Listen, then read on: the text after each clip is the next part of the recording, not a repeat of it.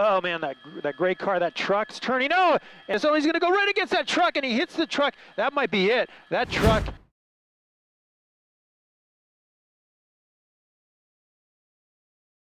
Good afternoon, friends. Today we have Chases with us again. Let's start today's episode with California. Temecula is a resort town with almost 115,000 people in southwestern Riverside County, a little less than halfway between San Diego and Los Angeles. It was here near the intersection of Clinton Kidd and Mitchell Road at about 5:30 p.m. on April 6, 2021, that Riverside County Sheriff's deputies stopped a black Toyota Coma driving in violation of the established limit. After checking the driver in the database, the police found out that 35-year-old Michael Calipritt is a suspect in the murder of 40-year-old Michael Lewis in Kern County, but they do not have time to share the find with the violator. The pickup truck crosses a nearby interchange onto Interstate 215, heading north. After traveling about 50 kilometers along the interstate, in Riverside, the Toyota heads onto Interstate 60, heading west toward Los Angeles, San Bernardino counties. As expected, the California Highway Patrol joins the pursuit, coming to the aid of their colleagues from the sheriff's office. And the chase begins. No, he wasn't. And there it is again. Yeah, so it looks like he's trying to wave on the officers, maybe even waving to us up here in the chopper, saying, I'm not giving up, let's keep this going. He's kind of waving, encouraging the officers that he's going to just keep it going. That's the impression I got out of that. And now he's in the slow lane, slowing down here quite a bit. Let's see what happens. Past the...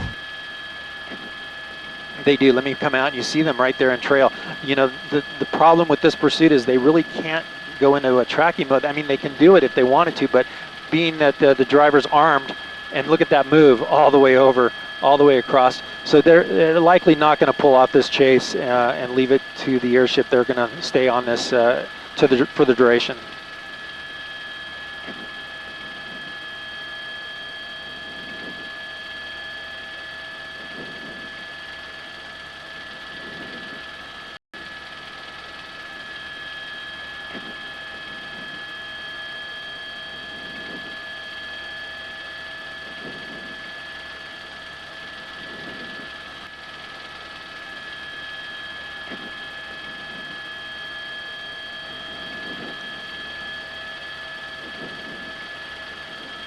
That's true. There was a guy right there in the alleyway standing next to his car.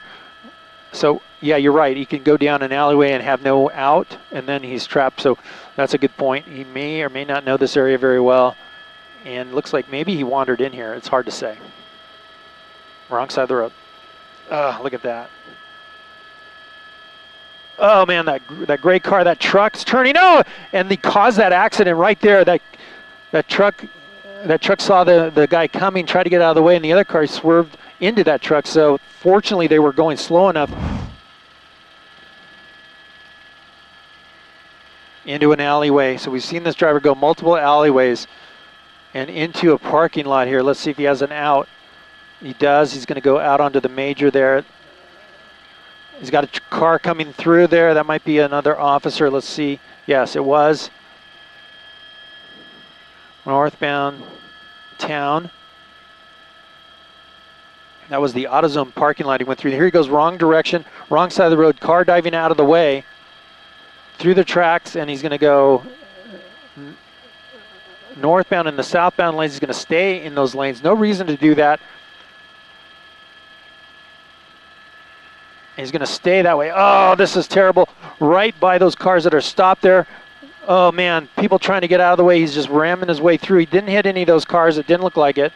But really close calls there as he used the shoulder on the wrong direction of the road. Here he comes. Oh, right behind that white car. So many close calls here. You got to feel bad for these people. They don't know what's going on. All of a sudden, here comes a wrong way driver at him. So terrifying as we watch this guy just stay on the wrong side of the road for no apparent reason. He has open lanes there right by those other cars there under those trees. Wow. Just no reason for this. This is so reckless.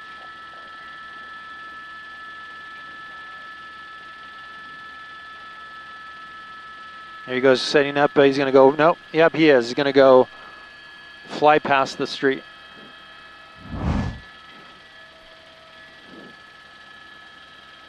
Hard on the brakes. Might be coming to an end here. Let's see. No, he's going to try to U-turn.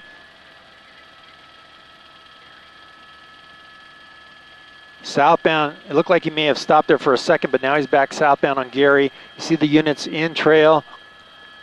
Quite a few of them remaining in his pursuit. Wrong side of the road. High speed there. We have an hour and 20 minutes, hour and 20.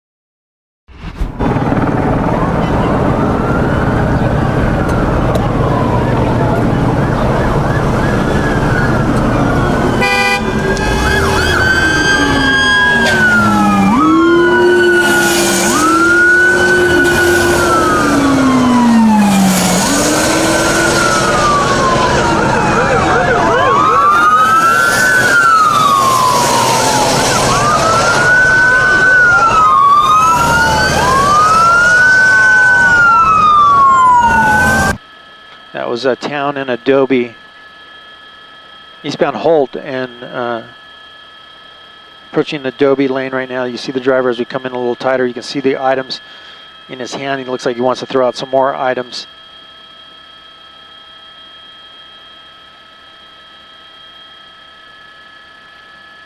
Right turn into a, let's see what this is, a shopping center. He's going to go through parked cars there, and he's going to go into right up to the 99-cent store. People coming out not knowing what's going on. He hit that truck. He clipped that truck in the back. He's going to continue out towards the west here. This is Paloma, I believe. Did tap that vehicle that was parked there, splitting the cars, the police units there, and he's going to go back eastbound. More items being tossed out.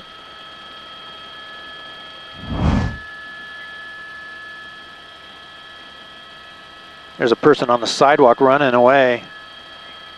Another person in a parking lot having to jump out of the way. Holt and San Antonio, another shopping center here. He's driving right through over the speed bumps at a high rate of speed. He's going to go right turn around that truck. You got people on foot in this parking lot. Very dangerous situation. Here he goes, hitting the gas there. Car coming in. He's going to go through through parked cars there and through the stalls, back towards the direction he's coming. Look at that person there having to go around, away from the truck. He's going to go through. There's a bunch of cars trying to get in here to do their shopping. People trying to do their shopping. He's going to go into a gas station here. He's going to go through the pumps even.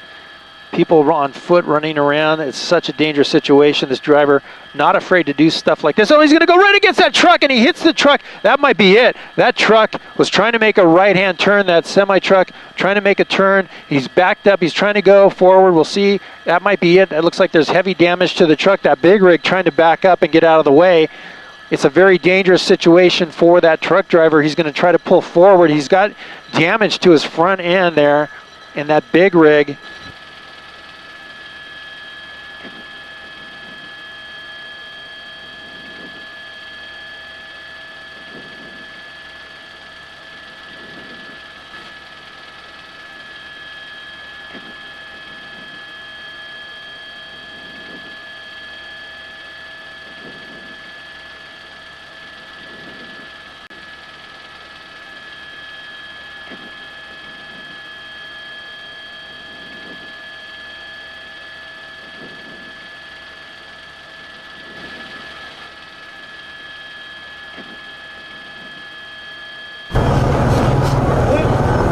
We got the driver out there.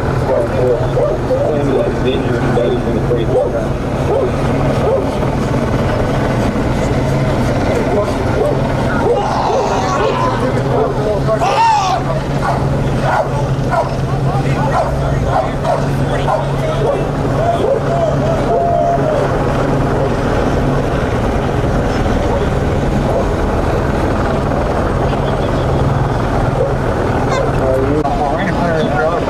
driveway. Everybody outside.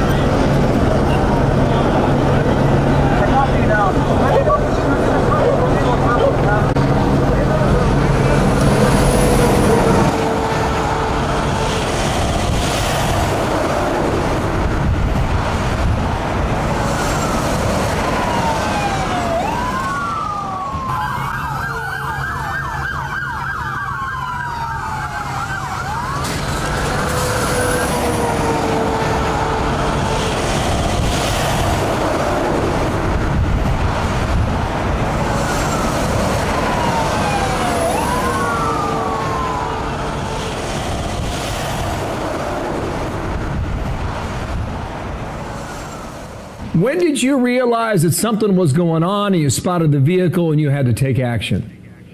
It was a few blocks before I was talking to one of my friends and I saw him passing, and I was just telling my friend there's a guy being chased by like 40, 50 cops. And he's like, yeah, that guy's wanted for murder. And then they just crossed, in front of me, the intersection, just, very swiftly. And then a few blocks later, here he comes again, just this time he was coming from behind me. And I kept watching from my right rear view mirror and looking at the whole thing. He's going in circles and going crazy and driving extremely erratic. So I kind of, waited until he came to the same street where the intersection is. I picked my truck a little bit forward and I saw him just to determine which way he was going to turn. He turned my way. So I decided to block the whole intersection. So, semi-trucks take a second to react. They don't just go like cars. Yeah. And big rig. By the time my truck reacted towards the intersection, I heard him gunning his car, trying to get around me. So I gunned my truck too, and then I hit him.